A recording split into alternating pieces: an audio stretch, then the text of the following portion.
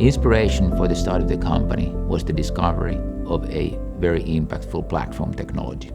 This technology can help millions of people globally to manage their diabetes.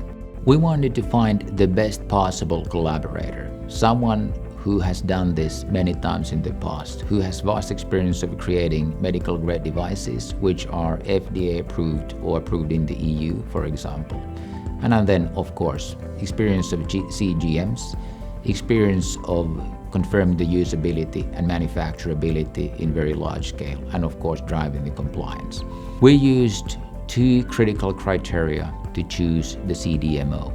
The first one is the what part, the technical expertise on creating medical grade devices and global footprint on doing manufacturing.